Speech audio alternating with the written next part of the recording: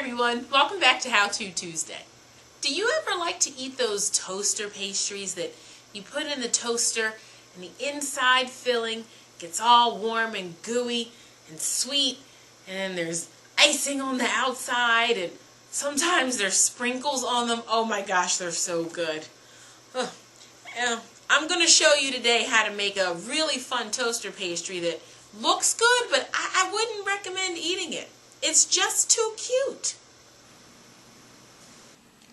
To make your toaster pastry, you'll need two colors of felt. One that will be the actual pastry portion. The other one is going to be your frosting. You can use yarn or wool roving for any sprinkles or maybe some strudel layers that you'd like to put on there.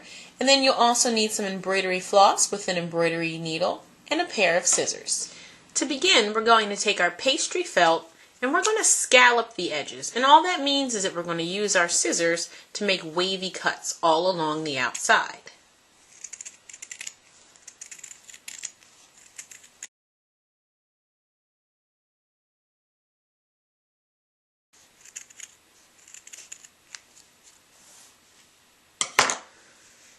Here I have my scalloped edges. Looks more like a toaster pastry.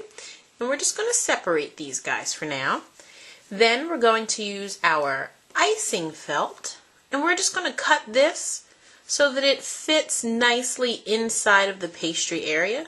And you can scallop this one if you like to, or you can just keep the edges straight. I'm going to scallop mine just a little bit.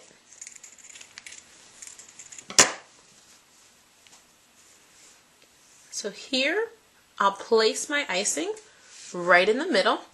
And now I'm going to take my embroidery floss and needle, and I'm just going to tack this down in each of the four corners here. To tack it, I'll just come up from the bottom so that my knot is hidden underneath. Then go back down. Then come across to this corner. And go back down. And then I'm going to repeat that in the last two corners.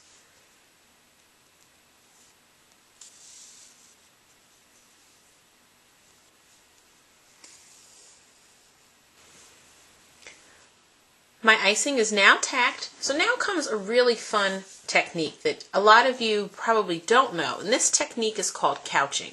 So what I'll do is I'll take my yarn and I'm just going to put it here in the corner, and then my embroidery floss is still attached, so I'm going to keep this end here.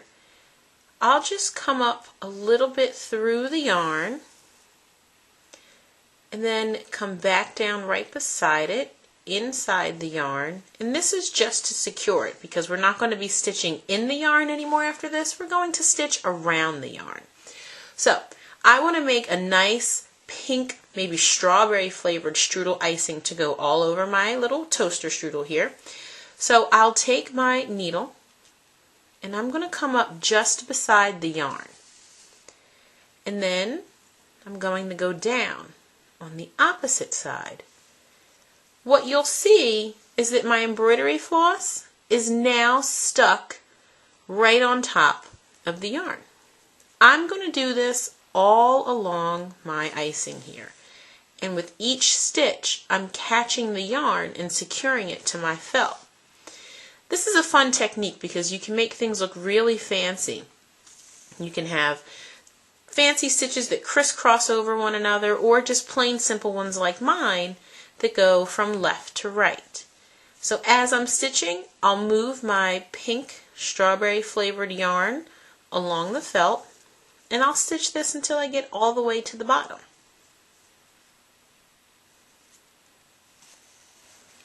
I am just about at the end of my yarn, and just like I always do, I'll finish this with a balloon knot on the underside of my work so that you can't see it. So let's flip this over. Give it a quick balloon knot here.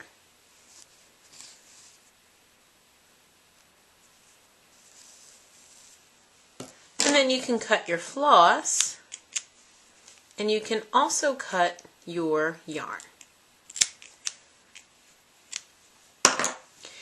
Now, if you look closely, you can see that I've done some different stitches here. It's all the same type of stitch. I just go from one side over to the next.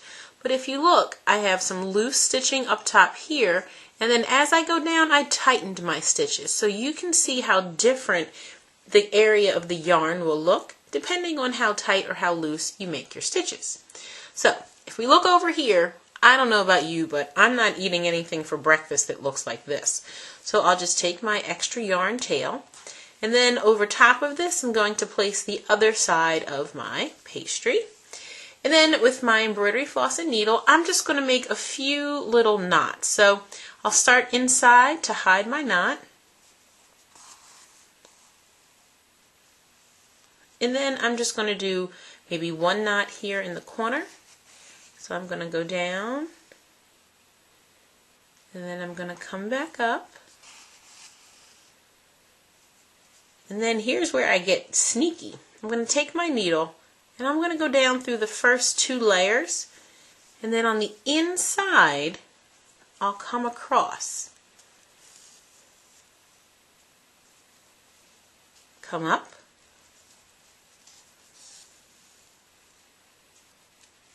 And then right back down.